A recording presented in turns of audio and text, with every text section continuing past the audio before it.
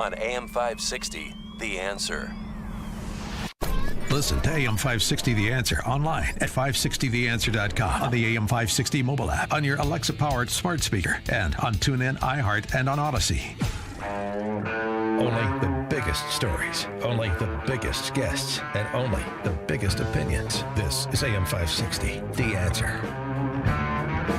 Top of the morning, Dan and Amy. Talking about it a little bit earlier in the show, this breaking news that MSNBC exclusively delivered yesterday, that there's some sort of crisis at our border. Take a listen. And officials on the other side of the border, who we've also been speaking with, Jose, they, in El Paso, they say they just do not have the resources to deal with this many migrants. And they say it's unsustainable, and they expected the situation here to get even worse with a bigger migrant influx potentially next week as Title 42 is lifted. And Jose, as you can see, I'm still walking here. This line is still not over. But, you know, we have seen them. What happens here at the front of the line is that every few minutes, actually every half hour, an hour or so, it depends when they let those 10 to 15 migrants in, buses are brought here to then take them to a processing center. And again, Jose, those processing center, U.S. officials say, are already strapped for resources. And one of the shelters here, you know, they just don't have the space for them. Some of these migrants are having to sleep outside in the freezing cold overnight. Jose? What a just tragic humanitarian crisis. Apparently there's some sort of tragic humanitarian crisis at the border. Wow, is there really? That's the kind of incendiary rhetoric I thought that was reserved for, you know, hate mongers on the right. But hey, what can we tell you? That's MSNBC. Those are people that care about other human beings. Those are our betters, and so you got to take them at their word, don't you? For more on this, pleased to be joined by Mark Morgan, former U.S. Customs and Border Protection Commissioner and visiting fellow at the Heritage Foundation. Mark, thanks for joining us. Appreciate it.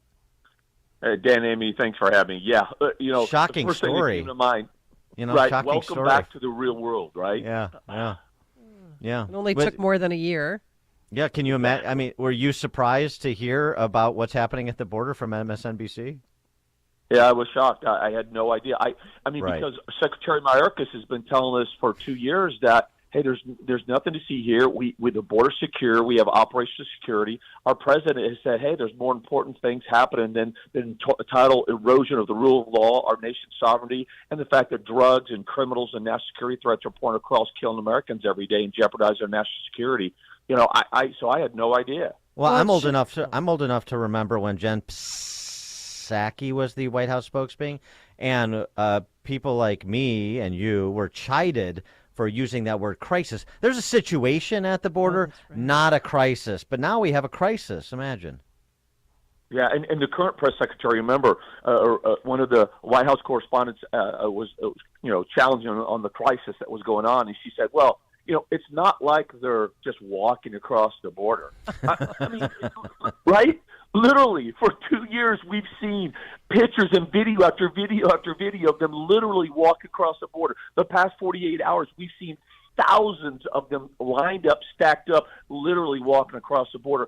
And, Danny, this is why not only did they dismantle every effective tool, authority, and policy we have, not only did they take the most secure border in our lifetime and intentionally unsecure it for politics and ideology, but just as equally as important, it gets me so worked up, is they've been outright, unabashedly, blatantly lying to the American people about it. That is just unconscionable. Well, that's why, don't you think Mayorkas should be impeached? Because he lied before Congress and said that the border was secure.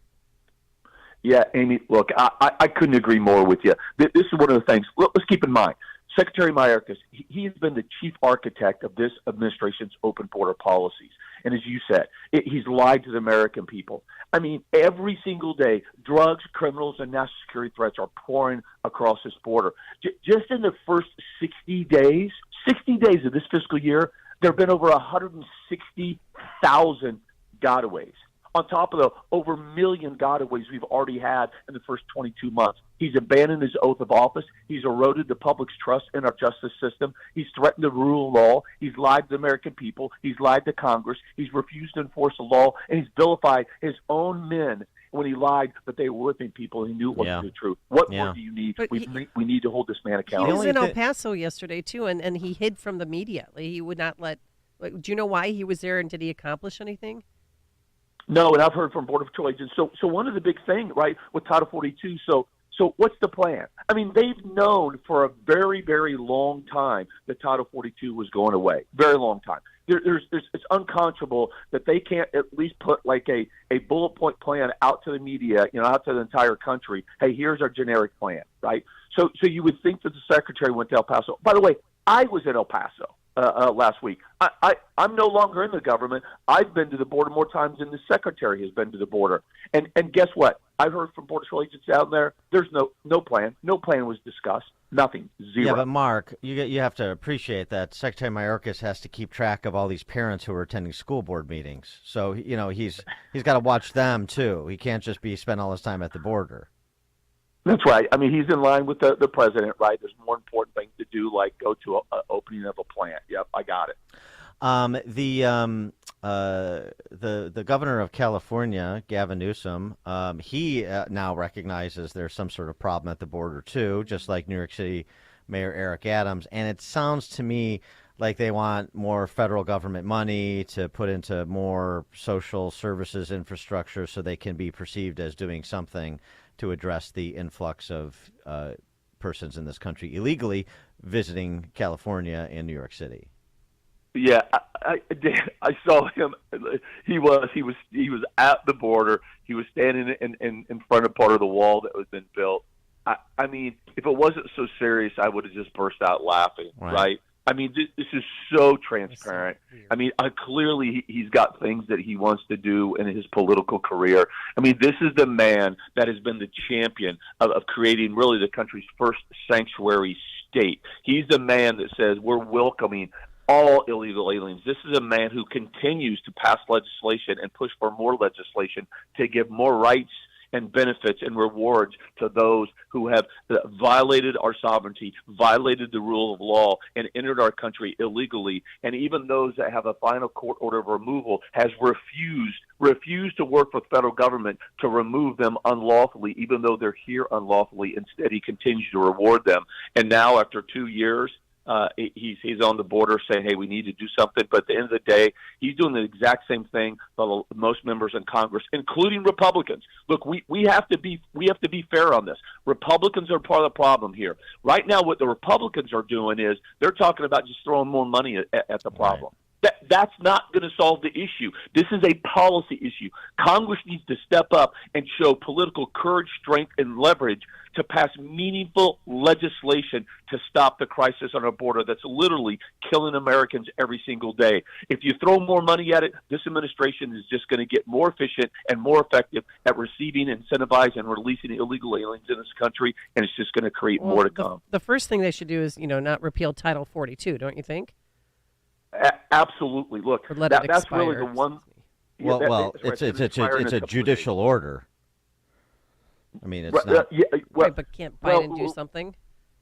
Well, they can. So Title 42 is actually CDC owns that. So CDC actually, it's a public health order, but it really is the one tool that has the only tool that's remained that they're using actually to remove even some of the individuals.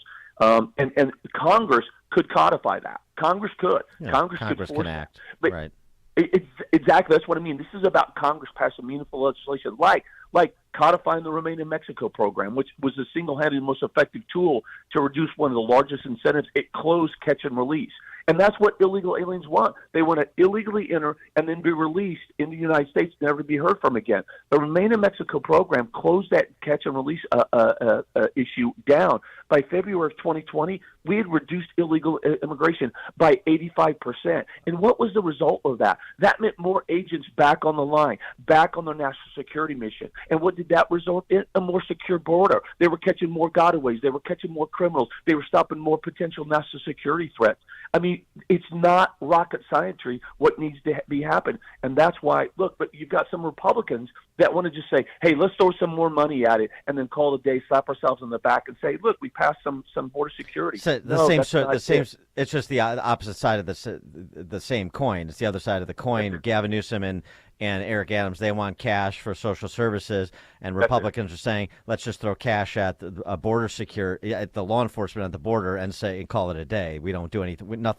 Nothing to structurally change what's happening.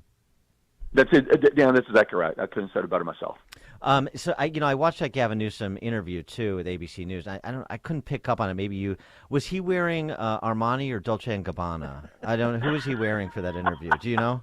All right. It so wasn't something Gap.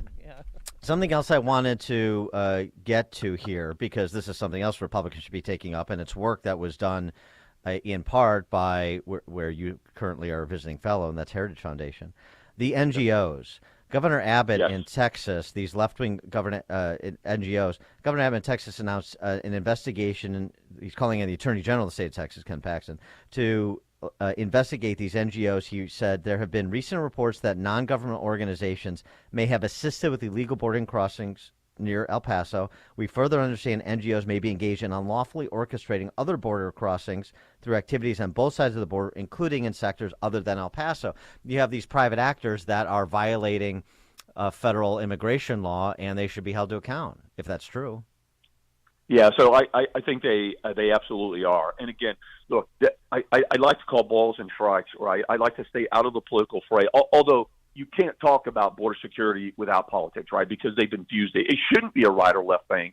Securing our border, right? It's just to me a red, white, and blue thing. It's common sense. There's no downside to securing the border. But I say that because this is another example of how Governor Abbott and AG Paxton has done more than any other governor and AG in this country to try to fill the void that's been left by this administration's abdication of their constitutional responsibility to protect this country from threats outside our borders. They're absolutely right on this. Heritage Foundation, through their oversight project, they did what's called geofencing. They obtained, and this is important, publicly available data. That means you and I, everybody, we have this data. All you got to do is pay for it. Everybody can get it. And what we did was we identified where these NGO processing centers are along the border. El Paso was one of those, and we got this publicly available data, cell phone data, and then we tracked it. And guess what? Of the 435 congressional districts throughout this entire country, we tracked, and it was only a small number, about 20,000 or so numbers. We were able to track phone numbers from crossing the border, going into these NGO-sponsored shelters and processing centers. We were able to track them to over 430 of the 435 congressional districts in this country. So what that shows is just what we've been saying since day one, is that this administration has conspired with the NGOs, who, by the way, are working with groups to help facilitate illegal immigration, have been doing this since day one, and they're literally processing and sending illegal aliens to every state in this country. He is Mark Morgan, former U.S. Customs and Border Protection Commissioner, visiting fellow at the Heritage Foundation. Mark, thanks as always. Appreciate it. Yeah, and Amy, thanks for having me. Thank you, and he joined us on our turnkey.pro answer line. You're listening to Chicago's Morning Answer with Dan Proft and Amy Jacobson on AM 560. The Answer. You've heard Remke's Garage commercials on AM 560, and now they specialize in servicing Sprinters and light-duty diesels. But the experts at Remke's also service Isuzu and Chevy low-cab forward trucks. So if you own an Isuzu or Chevy low-cab forward truck but aren't sure where to get it repaired, take it to Remke's Garage, your #1 dealer alternative for repairs to your Isuzu NPR, Isuzu F-Series, or Chevy low-cab forward truck. Whether gas or diesel, your truck is the lifeline of your business. That's why Remke's Garage offers free loaners while your truck is being serviced. They'll even pick up and deliver for your convenience. Remke's Garage has the factory scan tool to properly diagnose Isuzu and Chevy low-cab forward trucks. Their commitment to your business is backed with